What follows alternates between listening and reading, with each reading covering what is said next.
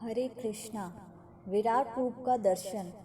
इस घटना के बाद वसुदेव ने अपने कुल पुरोहित गर्ग मुनि से कहा कि वे नंद महाराज के यहाँ जाकर ज्योतिष के अनुसार कृष्ण के भविष्य की गणना करें।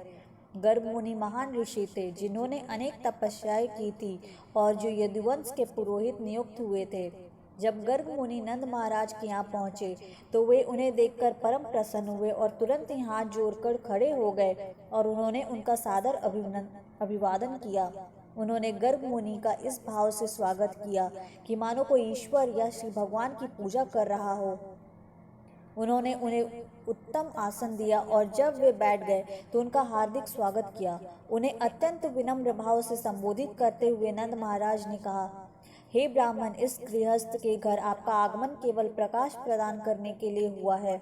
हम सदैव गृहस्थी के कार्यों में लगे रहते हैं, जिससे आत्म साक्षात्कार के वास्तविक कार्य के लिए हमें अवसर ही नहीं मिल पाता। हमारे घर में आपका पदार्पण हमें आध्यात्मिक जीवन के विषय में किंचित ज्ञान प्रदान करने के निमित्त हुआ है। आपका गृहस्थों के घर पधारने का इसके अतिरिक्त कोई अन्य प्रयोजन नहीं हो सकता। वास्तव में किसी साधु पुरुष या ब्राह्मण का ऐसे गृहस्थों के घर में जाने का कोई प्रयोजन नहीं है जो निरंतर आर्थिक क्रियाकलापों या धन में व्यस्त रहते हैं। साधु पुरुषों तथा ब्राह्मणों का गृहस्थ के घर जाने का केवल उसे प्रकाश प्रदान करना होता है। यदि कोई यह पूछे कि गृहस्थ जन ज्ञान प्राप्ति के लिए किसी साधु पुरुष या ब्राह्मण के पास क्यों नहीं जाते, तो इसका उत्तर यही होगा कि गृहस्थ जन अत्यंत संकुचित हृदय वाले होते हैं। सामान्यतः गृहस्थ जन सोचते हैं कि उनका प्रधान कार्य पारिवारिक मामलों में व्यस्त रहना है और आत्म साक्षात्कार या आध्यात्मिक ज्ञान का प्रकाश गौण है। केवल दयावश ही साधु पुरुष या ब्राह्मण जन गृहस्थों के घर जाते हैं। नंद महाराज ने गर्ग मुनि को ज्योतिष विज्ञान का सबसे बड़ा पंडित कहकर संबोधित किया।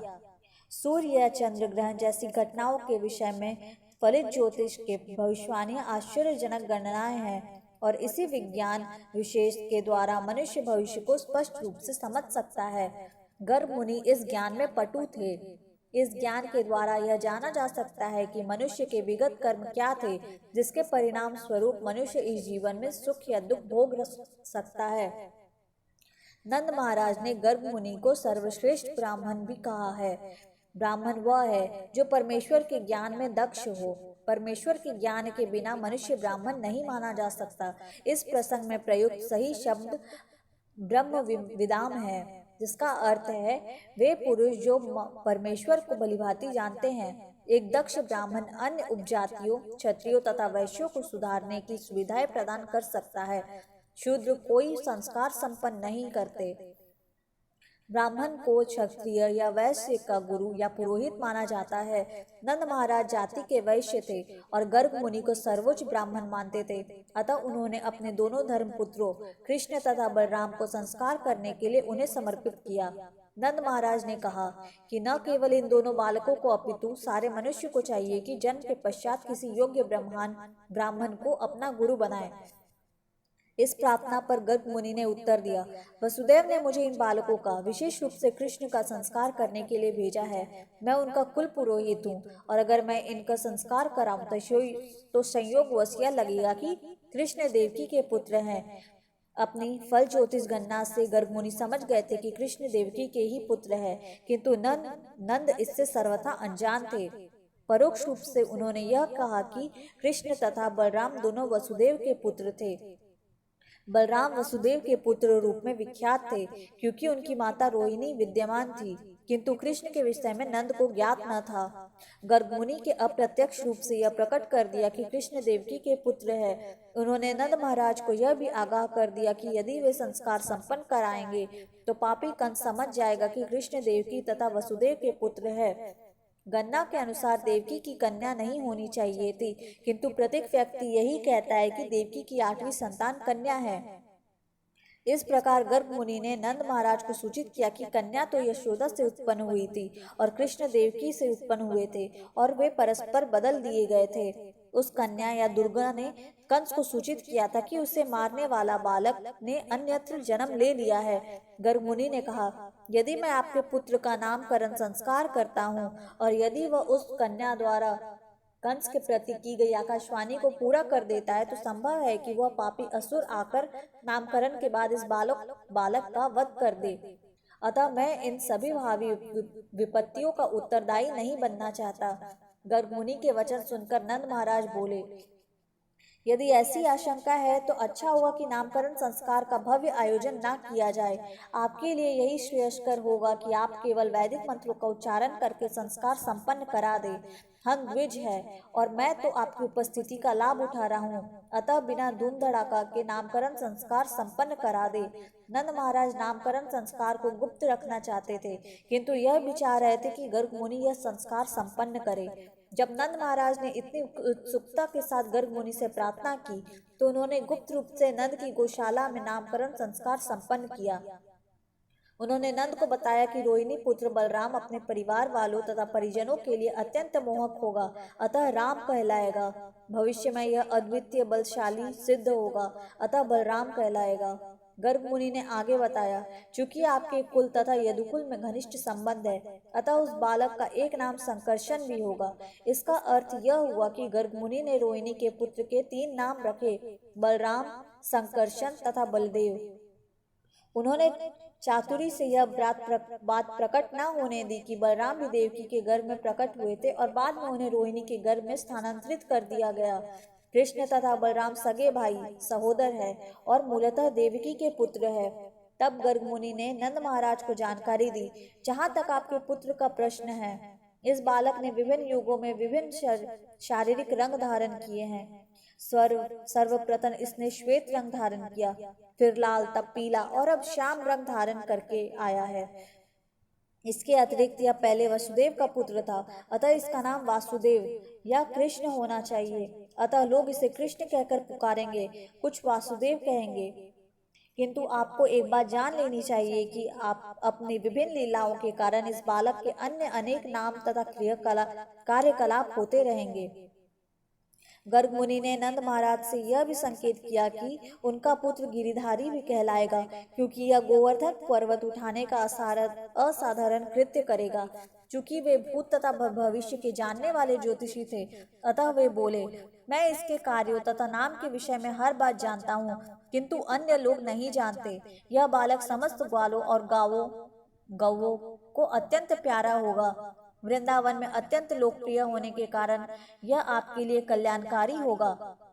इसकी उपस्थिति से आप समस्त सांसारिक विपत्तियों को पार कर सकेंगे, चाहे कितने ही विरोधी तत्व क्यों न आ जाए। हे व्रजराज, जब जब राजनीतिक कुव्यवस्था हुई है, इस बालक ने अपने पूर्व जन्मों में चोर उचक्कों से साधुजनों की कई बार रक्षा की है।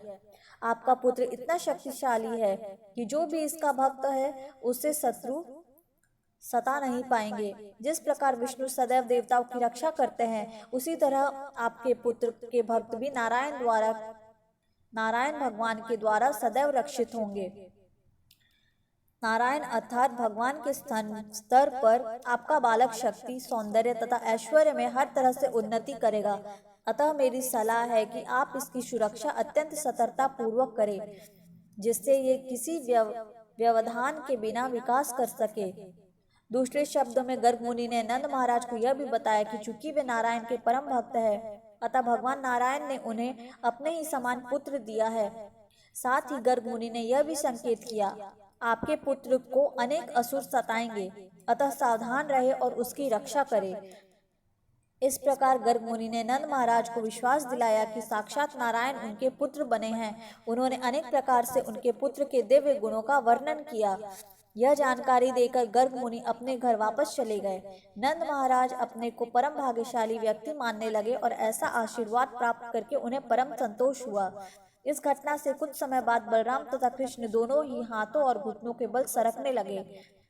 इस प्रकार चलते हुए वे अपनी माताओं को प्रमुदित करते रहते। उनकी कमर तथा पैरों में बंदी घंटिकाएं रुनझुन कर बजती और वे मनोहरी ढंग से इधर उधर घूमते। कभी कभी वे सामान्य बालकों की भांति दूसरे बच्चों से डरकर अपनी रक्षा के लिए अपनी अपनी माताओं के पास दौड़े चले आते।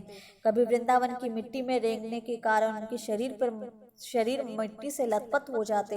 वास्तव में उनकी माताओं द्वारा उनके शरीर पर केसर और चंदन का लेप मला होता था, किंतु मिट्टी से घुटनों के बल चलने के कारण उनके शरीर पर मिट्टी लग जाती। जो ही वे यशोदा तथा रोहिणी के पास आते, वे उन्हें गोद में उठाकर साड़ी के आंचल से ढककर दूध पिलाती। जब वे पायपान करते तो माताएं उनकी दतुलिया देखती रहती। उनके पुत्रों को बढ़ता देखकर उनकी प्रसन्नता बढ़ जाती। कभी कभी नटखट बालक गौशाला तक चले जाते और बछड़े की पूंछ पकड़कर खड़े हो जाते। इससे बछड़े विचलित होकर इधर उधर दौड़ने लगते और बच्चे मिट्टी तथा गोबर के ऊपर घिसट जाते। इस कौतूहल को देखने के लिए यशोदा तथा रोहिणी अपनी पड़ोसनियों को यानी गोपिकाओं को बुला लाती। ये गोपियां कृष्ण की लीलाएं देखकर दिव्य आनंद में लीन हो जाती और प्रसन्नतावश वे जोर जोर से हंसने लगती। कृष्ण तथा बलराम दोनों ही इतने चंचल थे कि यशोदा तथा रोहिणी अपने अपने गृह कार्यों में व्यस्त रहते हुए उन्हें गायों, बैलों, बंदरों, जल, अग्नि तथा पक्षियों से बचाने का प्रयास करती रहती। अपने बालकों की सुरक्षा के लिए सदैव उत्सुक रहने तथा गृह कार्यों में व्यस्त रहने के कारण वे शांति पूर्वक रह भी नहीं पाती थी। अल्पकाल में कृष्ण तथा बलराम दोनों ही उठकर खड़े होने लगे और अपने अपने पैरों से कुछ कुछ चलने लगे। जब वे दोनों चलने लगे तो उनके हमजोली उनके साथ हो लेते और वे सब मिलकर गोपियों को तथा विशेष रूप से यशोदा तथा रोहिणी को परमानंद प्रदान करते। यशोदा तथा रोहिणी की समस्त गोपी सखियां वृंदावन में कृष्ण तथा बलराम के नटखट बाल सुलभ कार्यकलापों का आनंद लूटने लगी। इससे भी अधिक आनंद प्राप्ति के उद्देश्य से वे सब एकत्र होती और माता यशोदा के पास इन चंचल बालकों की शिकायत करने पहुंच जाती। कृष्ण माता यशोदा के सम्मुख बैठे होते, तभी सारी गोपियां यशोदा माता से उनकी शिकायत करने लगती, जिससे वो सुन सके। वो कहती, यशोदा जी, आप अपने नटखट कृष्ण को क्यों नहीं बरसती? वह हर प्रातः तथा सायंकाल बलराम के साथ हमारे घरों में आता है और गाय दूही जाने के पूर्व ही उनके बछड़े को खोल देता है, जिससे वे गायों का सारा दूध पी जाती है। अतः जब हम दूहने जाती तो न दूध होने के कारण हम खाली ही बर्तन लेकर लौटना पड़ता है। यदि हम इस कृत्य के लिए कृष्ण तथा बलराम को धमकाती है तो वो ऐसा मनोहरी हंसी हंसते हैं कि हम कुछ भी नहीं कर पाती। यही नहीं, आपके कृष्ण तथा बलराम को हमारा दही तथा माखन चुराने में बड़ा आनंद आता है। हम चाहे हम कहीं भी क्यों ना रखें। जब हम उसे दही तथा माखन चुराते पकड़ लेती हैं तो वो कहते हैं, आप हम पर चोरी का आरोप क्यों लगाती हैं? क्या आप समझती हैं कि हमारे घर में दही तथा माखन का अभाव है? कभी कभी वे मक्खन, दही तथा दूध चुराकर बंदरों को बांट देते हैं। जब बंदर भरपेट खा लेते हैं तो वे चिढ़ाते हैं कि यह दूध तथा माखन रद्दी है। यहाँ तक कि बंदर भी इसे नहीं खाते। वे पात्रों को फोड़ कर चले जाते हैं। यदि हम दही, माखन तथा दूध को किसी एकांत अंधेरे स्थान में रखती है तो आपके कृष्ण तथा बलराम अपने शरीर के आभूषणों तथा रत्नों के तेज से उस अंधेरे में भी ढूंढ लेते हैं। यदि कदाचित उन्हें छिपाया हुआ दही और माखन नहीं मिलता तो वे जाकर हमारे बच्चों को चिकोटी काटते हैं, जिससे वे रोने लगते हैं और वे दोनों भाग जाते हैं। यदि हम मक्खन, दही को छीके से ऊंचे टांग देती है तो वो अपनी पहुंच के बाहर होने के पर भी चक्की के ऊपर काट के बक्से रखकर वहां तक पहुंच जाते हैं। यदि वे वहां तक नहीं पहुंच पाते तो पात्र में छेद कर देते हैं। अतः हम सोचती हैं कि आप अपने बालकों के शरीर के सारे रत्न जड़ित आभूषण निकाल दे तो अच्छा होगा। यह सुनकर यशोदा कहती है, बहुत अच्छा, मैं कृष्ण के सारे रत्न उतार लूंगी, जिससे वह अंधेरे में रखा माखन ना ढूंढ पाए। तभी सभी गोपियां कहती है, नहीं नहीं, आप ऐसा ना करें। आप इनके रत्नों को उतार कर क्या कर लेंगी? हम नहीं जानती कि ये कैसे बालक है जो बिना आभूषणों के भी एक प्रकार के तेज फैलाते रहते हैं, जिससे वे अंधेरे में भी प्रत्येक वस्तु देख सकते हैं। तब माता यशोदा उन्हें बताती है, अच्छा, तुम लोग अपना माखन तथा दही सावधानी से रखा करो, जिससे वे वहां तक ना पहुंच सके। तो उत्तर में गोपिया कहती है, हाँ, वास्तव में हम ऐसा ही करती है, किंतु कभी कभी हम गृह कार्यों में व्यस्त रहती है और ये नटखट बालक ना जाने कैसे घर में घुसकर सारी वस्तुएं तहस नहस कर देते हैं। कभी कभी दही तथा माखन ना चुरा सकने पर ये गुस्से में आकर स्वच्छ फर्श पर पेशाब कर जाते हैं। कभी कभी उस पर थूक देते हैं। आप अपने बच्चे को देखो ना, वे किस प्रकार इस शिकायत को सुन रहे हैं। वे सारा दिन हमारे दही माखन चुराने की योजना बनाते रहते हैं। अब किस तरह वे शांत अच्छे बालकों की तरह बैठे हैं, जरा उनके मुखमंडल तो देखो। जब माता यशोदा ने सारे उल्हाने सुनकर अपने बच्चों को डांटना चाहा, तो वे उनके भोले भाले मुखमंडल को देखकर हंस पड़ी और डांट न पाई। किसी और दिन जब कृष्ण तथा बलराम अपने मित्रों के साथ खेल रहे थे, तो सारे बालकों ने बलराम के साथ मिलकर यशोदा से कहा कि कृष्ण ने मिट्टी खाई है। यह सुनकर माता यशोदा ने कृष्ण का हाथ पकड़ लिया और कहा, बेटे, तुमने अकेले में मिट्टी क्यों खाई? देखो ना, बलराम सहित तुम्हारे सारे मित्र तुम्हारी शिकायत कर रहे हैं। अपनी माता से डरकर कृष्ण ने कहा, हे माता, ये सारे लड़के, जिनमें भैया बलराम भी सम्मिलित है, झूठ बोल रहे हैं। मैंने मिट्टी कभी नहीं खाई। आज भैया बलराम मेरे साथ खेलते खेलते मुझसे रुष्ट हो गए, अतः वे मेरी शिकायत करने के उद्देश्य से अन्य बालकों से मिल गए हैं। वे सभी एकजुट होकर शिकायत करने आए हैं, जिससे आप क्रुद्ध हो और मुझे प्रताड़ित करें। यदि आप सोचती है कि वे सच बोल रहे हैं, तो आप मेरे मुख के भीतर देख सकती है कि मैंने मिट्टी खाई है अथवा नहीं। उनकी माता बोली, अच्छा, तुमने मिट्टी नहीं खाई, तो अपना मुख खोलो, मैं देखूंगी।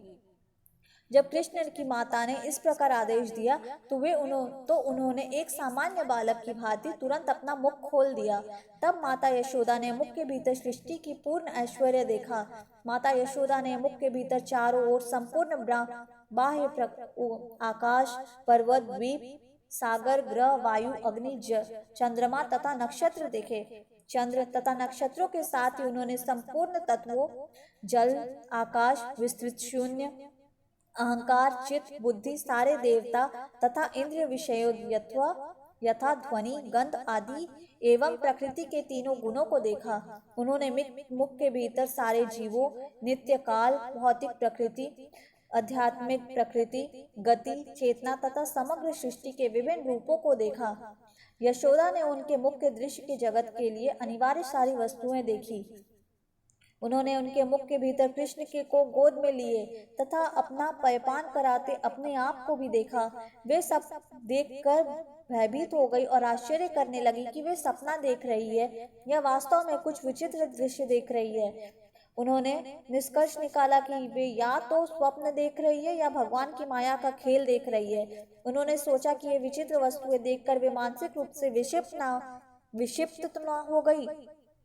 फिर सोचा, हो सकता है कि मेरे पुत्र की विराट योग शक्ति हो, अतः उसके मुख के भीतर ऐसा दृश्य मैं देखकर मैं विचलित हो गई हूँ। अतः मैं उस श्री भगवान को नमस्कार करती हूँ, जो चेतना, मन, कर्म तथा दार्शनिक कल्पना की अभिव्यक्ति से दूर है और जिनकी विविध शक्तियाँ व्यक्त तथा अव्यक्त का सृजन करती है। उनकी शक्ति से आत्मा तथा शारीरिक सत्ता का बोध होता है। उन्होंने फिर कहा, मुझे उनको सादर नमस्कार करना चाहिए जिनकी माया से मैं नंद महाराज को अपना पति तथा कृष्ण को अपना पुत्र समझ रही हूँ और यह सोच रही हूँ कि नंद की सारी संपत्ति मेरी है और सारे ग्वाले तथा ग्वालिने मेरी प्रजा है। यह सब भ्रांति परमेश्वर की माया के कारण है, अतः मैं उनसे प्रार्थना करती हूँ कि वह सदैव मेरी रक्षा करे। जब माता यशोदा इस प्रकार के दार्शनिक भाव से भरी हुई थी, तो भगवान कृष्ण ने अपनी अंतरंगा शक्ति का फिर विस्तार किया, जिससे वे मातृ प्रेम से मोहग्रस्त हो जाए। अतः तुरंत ही माता यशोदा के सारे दार्शनिक भाव विस्मृत हो गए और उन्होंने कृष्ण को अपने पुत्र रूप में स्वीकार कर लिया। उन्हें अपनी गोद में उठाकर वे भौतिक मातृ प्रेम से अभिभूत हो गई और सोचने लगी। उन्हें उपनिषद और वेदांत सूत्र का या योग पद्धति तथा सांख्य दर्शन से ग्रहण किए ज्ञान द्वारा ही समझा जा सकता है। फिर वे श्री भगवान को अपने द्वारा जन्मे बालक के रूप में सोचने लगी। निश्चय ही यशोदा ने अनेकानेक पुण्य कर्म किए होंगे, जिसके फल स्वरूप उन्हें परम सत्य श्री भगवान अपने पुत्र के रूप में प्राप्त हुए, जिन्होंने उनका स्तनपान किया। इसी प्रकार नंद महाराज ने भी अनेक महान यज्ञ तथा पुण्य कर्म किए होंगे, जिससे कृष्ण उनके पुत्र बने और उन्हें अपने पिता कहकर संबोधित करने लगे। किंतु यह आश्चर्यजनक है कि वसुदेव तथा देवकी कृष्ण की दिव्य बाल लीलाओं से वंचित रहे, यद्यपि कृष्ण उन्हीं के असली पुत्र थे। आज भी अनेक साधु तथा संत पुरुष कृष्ण की बाल लीलाओं का गुणगान करते हैं, किंतु वसुदेव तथा देवकी इस बाल लीलाओं का साक्षात आनंद न उठा सके। इसका कारण सुखदेव गोस्वामी ने महाराज परीक्षित से इस प्रकार बतलाया। जब ब्रह्मा ने द्रोण नामक सर्वश्रेष्ठ वसु को अपनी पुत्र धरा के साथ संतान वृद्धि करने का आदेश दिया तो उन्होंने ब्रह्मा जी से कहा, हे पिता, हमें आप आशीर्वाद दे। भविष्य में जब हम पुनः इस ब्रह्मांड में जन्म धारण करें तो भगवान कृष्ण अपने अत्यंत मनोहारी बालेपन के कारण हमारा सारा ध्यान आकृष्ट करें। कृष्ण के साथ हमारे व्यवहार इतने प्रगाढ़ हो कि उनके साथ की बाल लीलाओं के श्रवण मात्र से ही प्रत्येक मनुष्य जन्म तथा मृत्यु के अविद्या सागर को पार कर सके। ब्रह्मा जी ने उन्हें यह वर दे दिया, जिसके फलस्वरूप द्रोण वृंदावन में नंद महाराज के रूप में और धरा नंद की पत्नी माता यशोदा के रूप में प्रकट हुई। इस प्रकार नंद महाराज तथा उनकी पत्नी यशोदा ने श्री भगवान को पुत्र रूप में प्राप्त करके अपनी शुद्ध भक्ति बढ़ाई और समस्त गोपियों तथा ग्वालों ने जो कृष्ण का सहयोगी थे सहज कृष्ण के लिए अपनी प्रेम भावनाएं विकसित की। अतः ब्रह्मा जी के वरदान के पूर्ति के लिए ही कृष्ण अपने पूर्ण अंश बलराम सहित प्रकट हुए और समस्त वृंदावन वासियों के दिव्य आनंद को बढ़ाने के लिए सारी बाल लीलाएं संपन्न की।